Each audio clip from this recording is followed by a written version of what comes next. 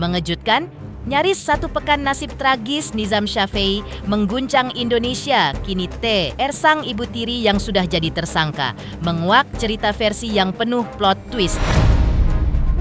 Lewat sang pengacara T, R justru menggulirkan dugaan sang ayah kandunglah yang patut didalami penyelidikannya. Pasalnya R sendiri mengaku menjadi korban dan diduga mengalami KDRT. Benarkah pelaku pembunuhan Nizam saat ini justru sedang bebas berkeliaran? Berbeda dari versi R sang ibu tiri, pihak Lisnawati sang ibu kandung Nizam justru mengulik adanya dugaan motif balas dendam sang ibu tiri karena mengalami KDRT. Benarkah ada yang ditutupi dari kasus kematian Nizam Syafei? Sejauh mana pihak kepolisian mendapatkan petunjuk sehingga butuh melakukan tes toksikologi alias uji tes lab untuk memeriksa keberadaan kadar zat beracun hingga obatan? Pemirsa, bersama intens investigasi kami hadirkan kabar terkini, terpercaya, dan teraktual. Tetapi sebelumnya, jangan lupa untuk like, subscribe, dan juga share channel YouTube ini.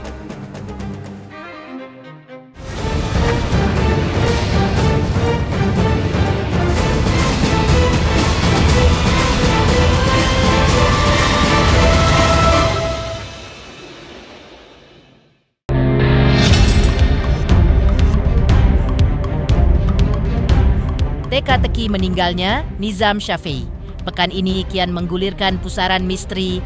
Pasalnya meski TR sang ibu tiri telah resmi ditetapkan sebagai tersangka, tapi melalui sang pengacara TR yang justru dilaporkan oleh ayah kandung Nizam justru membuat sebuah pengakuan mengejutkan karena TR mengaku tidak pernah melakukan penganiayaan kepada Nizam. Bahkan TR mengklaim dirinya lah yang merawat Nizam selama sakit, sementara sang ayah kandung tak melakukan apapun. Sehingga pihak TR pun menduga yang melakukan kekerasan hingga membuat Nizam wafat justru sang ayah kandung. Apa yang sebenarnya terjadi? Butuh waktu dan pembuktian untuk menjawabnya. Yang jelas, tim kuasa hukum TR memastikan kalau ibu tiri Nizam itu bersikap kooperatif ketika menjalani pemeriksaan lanjutan kasus kematian Nizam pada hari Rabu nanti. Bapak kandungnya melaporkan bahwa menurut bapak kandungnya yang melakukan penganiayaan yang menyebabkan kematian adik Nizam itu adalah ibu tirinya. Kalau yang terkait ibu tirinya ini sekarang sudah ditetapkan menjadi tersangka dan sedang melaksanakan penahanan. Artinya kepolisian melakukan penahanan itu. Kalau terkait laporan dari ibu kandungnya terhadap bapak kandungnya, klien saya ini baru mau diperiksa kalau nggak hari Rabu ini Kamis. Surat panggilannya sudah datang, sudah disampaikan keterangan kami. Kaitannya sebagai saksi. Yang jelas klien kami ini kooperatif dan sebagai warga negara yang baik dan taat hukum, apapun kita jalani. Meskipun menurut klien kami ini tidak pernah melakukan penganiayaan terhadap adik Nizam. Dia tidak pernah merasa melakukan dan dia tidak pernah melakukan apa yang dituduhkan seperti yang diberitakan itu. Justru ibu tirinya ini yang merawat selama sakit. Dan sebaliknya di sini, bapaknya yang tidak pernah merawat. Yang diduga justru kami menduga, menurut keterangan dari istrinya ini, kami menduga yang melakukan kekerasan terhadap Nizam ini diduga adalah bapak kandungnya. Kami menyimpulkan sementara berdasarkan keterangan klien kami dan bukti yang ada, ibu tirinya adalah bukan pelakunya di sini. Lebih jauh lagi, pihak TR mengutas kembali kronologi meninggalnya Nizam versi sang ibu tiri TR, di mana Nizam yang sudah sakit sehingga harus dijemput dari pondok pesantren atas permintaan TR. Dari sinilah nasib naas. Nizam mengalami serangkaian kekerasan, mengalami tahap-tahap akumulasi. Mulai dari usaha membawa ke rumah sakit, dipadu sifar ayah kandung Nizam yang emosional diduga sering melakukan kekerasan kepada Nizam, bahkan diduga juga kepada TR. Saya cerita sedikit. Jadi saat sakitnya itu, saat dia sakit kan pertama di pesantren, terus saat dia pulang dari pesantren, intinya dia sakit di pesantren, justru yang ngajak di sini adalah ibu tirinya.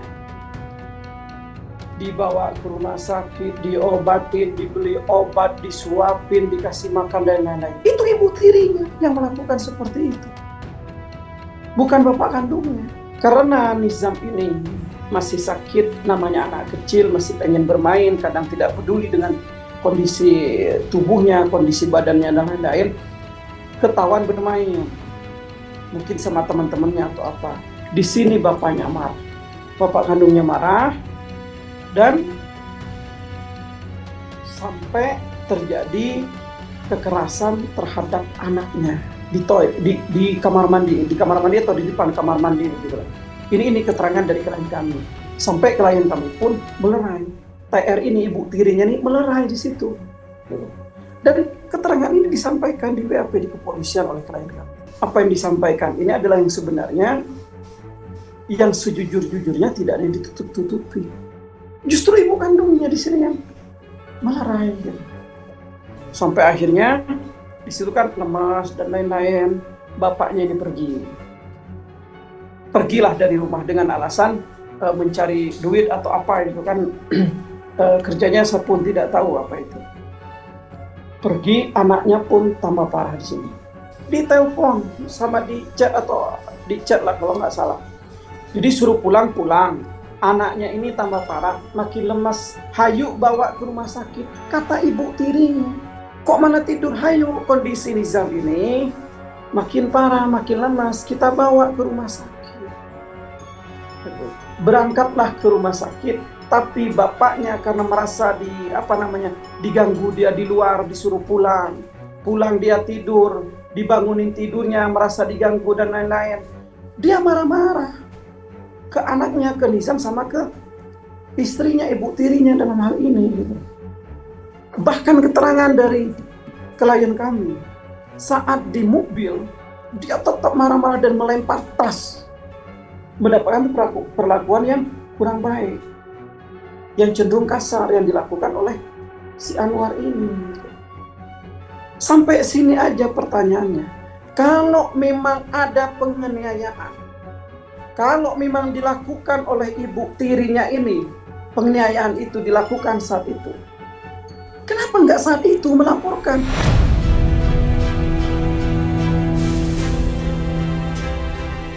Tragis, usia Nizam Syafei masih 12 tahun.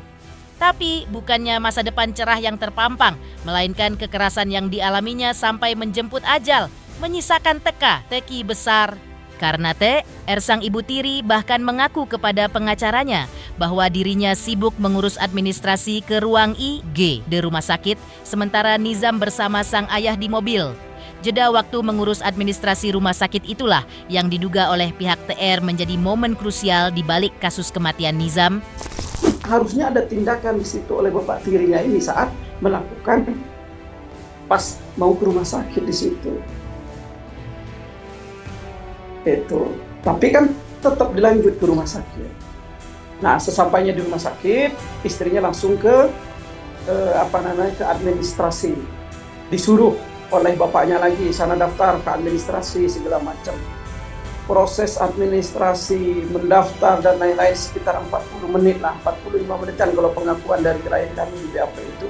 Antara anak dan bapak ini di parkiran, di mobil setelah ibunya pergi, kan tidak tahu kemana bapak dan anaknya ini, kan tidak tahu. Namun tiba-tiba saat dia sudah selesai semua administrasi dan lain-lain, dia untuk nengok anaknya lagi ke UGD, ternyata sudah ada orang lain di situ yang dia tidak kenal. Ada bapaknya pas sebelah Nizam, sebelah kirinya Nizam, dan sudah disiapkan kamera seolah-olah di situ niat untuk merekam.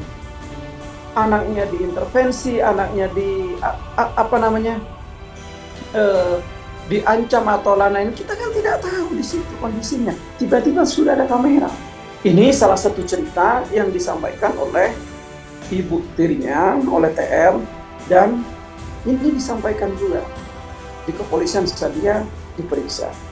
Nah, makanya dari cerita tadi, berdasarkan itu tadi, dan berdasarkan beberapa keterangan orang lain juga, dan bukti yang kita miliki, kita patut rasanya menduga kuat bahwa pelaku kekerasan atau penganiayaan terhadap Nizam ini adalah bapak kandungnya yang harus diperiksa lebih dalam lagi.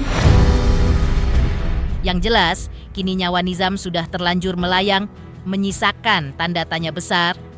Apa yang sebenarnya terjadi dengan Nizam hingga anak kecil itu sampai meninggal dunia dalam kondisi yang naas? Yang pasti TR sang ibu tiri kini dikabarkan sang pengacara dalam kondisi terpukul setelah menyandang status sebagai tersangka yang justru gara-gara pelaporan AS ayah Nizam ke Polres Sukabumi, Jawa Barat. Ibu tirinya ini terpukul jelas. Dia menyampaikan kepada saya sebelum ditanya itu video call dengan saya. Saya tidak melakukan ini. Saya yang mengurus, saya yang peduli, tapi saya adalah korbannya di sini. Dia bilang begitu. Sedangkan pelaku yang sebenarnya di sini masih berkeliaran bebas di luar. Kami sampaikan sekali lagi bahwa apa yang dilakukan kami ini bukan semata-mata untuk klien kami, ibu tirinya Nizam, tapi yang kita lakukan ini adalah untuk keadilan adik Nizam yang sudah tidak ada. Sehingga kita akan lakukan upaya-upaya apapun untuk mengungkap siapa sebenarnya pelakunya di sini. Bisa jadi kita pra-peradilan. Kita juga minta ke kepolisian, ya ke yang lebih tinggi lagi, misalnya ke Polda, untuk melakukan gelar khusus terkait permasalahan ini. Sementara itu, Lisnawati, ibu kandung Nizam, juga harus memenuhi panggilan dari pihak kepolisian. Di hari yang sama, dengan TR diperiksa sebagai saksi. Lantas, benarkah ada motif balas dendam TR di balik kasus kematian Nizam? Diduga gara mengalami KDRT? Pemirsa Intens Investigasi, jangan lupa saksikan terus Intens Investigasi dan pastikan jangan lupa untuk like, subscribe, dan juga komen. Tim redaksi Intens Investigasi juga mengucapkan banyak terima kasih kepada semua subscriber hingga kanal Intens Investigasi kini menuju 4 juta subscriber.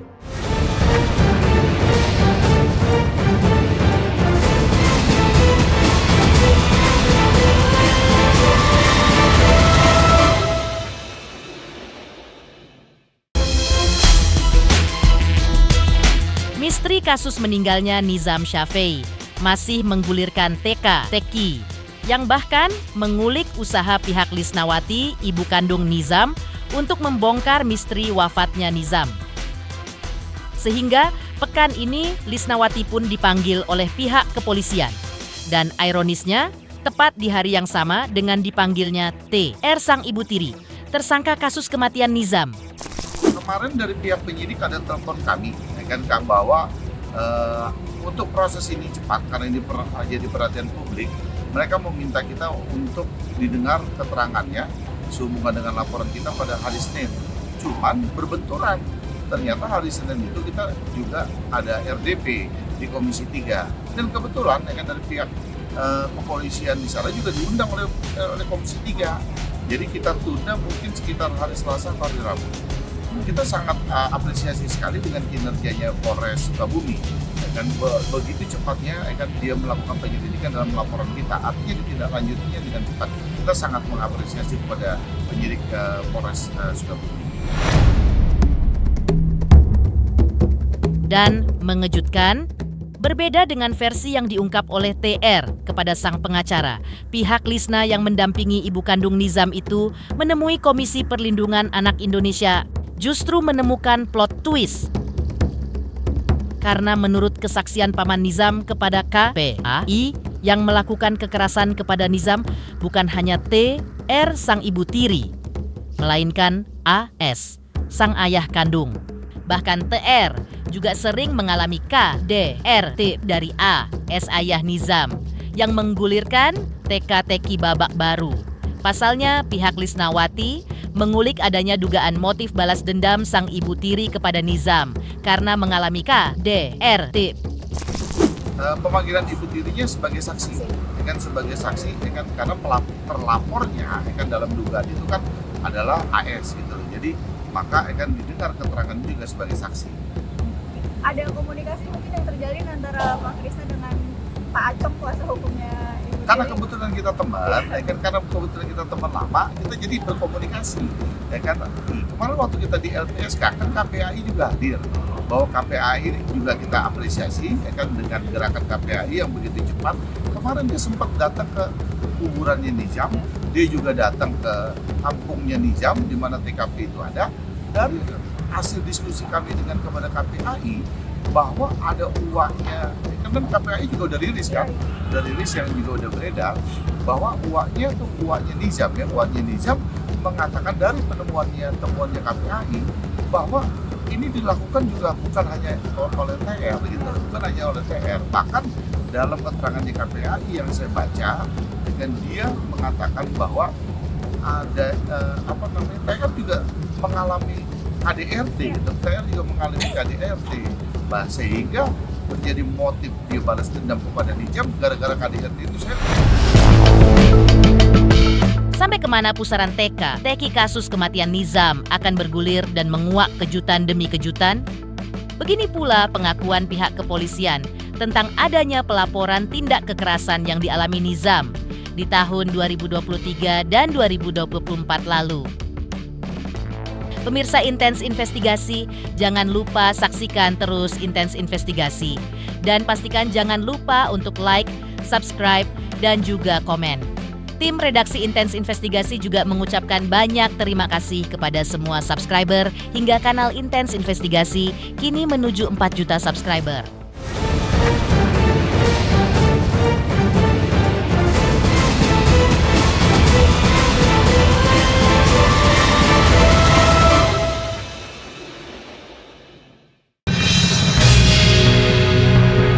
Pusaran misteri di balik wafatnya Nizam kian menggulirkan kepingan teka-teki yang tak berhenti menjejakkan kejutan, bagaimana tidak. Berbeda dengan versi pengakuan TR kepada sang pengacara, pihak kepolisian justru menguak bahwa kekerasan yang dialami Nizam tidak hanya terjadi di tahun 2026 ini. Jejak berkas yang dikantongi pihak kepolisian bahkan mengulik adanya pelaporan tindak kekerasan yang dialami oleh Nizam di tahun 2023 dan tahun 2024. Namun semua pelaporan tersebut tenggelam, berujung langkah perdamaian. Ironisnya, kekerasan yang dialami Nizam di tahun 2026 ini justru berujung maut. Ya, terkait dengan perkara meninggalnya anak ya akibat kekerasan, dari Polres Sukabumi, Satreskrim sudah menetapkan tersangka ya saudari TR yang merupakan ibu tiri. Ya, terhadap saudari TR sudah kita tetapkan jadi tersangka atas dugaan kekerasan baik fisik ataupun psikis. Masih kita dalami adanya tersangka lain. Kita sekarang masih fokus bagaimana mendalami daripada unsur-unsur ya perkenaan daripada pasal-pasal yang mungkin bisa kita perkuat. Ya, kemudian kita juga sedang menunggu hasil uji patologi anatomi dan juga toksiologi terkait dengan penganiayaan yang diderita oleh korban anak NS. Nah, ini sudah terjadi beberapa tahun yang lalu, seperti di tanggal 4 November 2024 itu pernah ada juga laporan, namun laporan itu sudah kita proses dan ada perdamaian, dan itu tentunya akan kita dalami lagi, akan kita tindak lanjuti. Dan sebelumnya hasil dari keterangan korban NS pada saat di LP yang 2023 juga mengalami kekerasan yang sama. Ya, kekerasan yang dialami ya kekerasan fisik biasa seperti cewek, ditampar, dicatat seperti itu. Oke, selama tinggal bersama dengan TR ini? Iya. Untuk motifnya sendiri masih kita dalami karena ini sebagai orang tua ya berdalih mendidik anaknya. Seperti itu. Intens Investigasi. Jangan lupa saksikan terus Intens Investigasi. Dan pastikan jangan lupa untuk like, subscribe, dan juga komen. Terima kasih juga atas kesetiaan pemirsa atas pencapaian jumlah subscriber yang kini menuju 4 juta subscriber channel Intens Investigasi.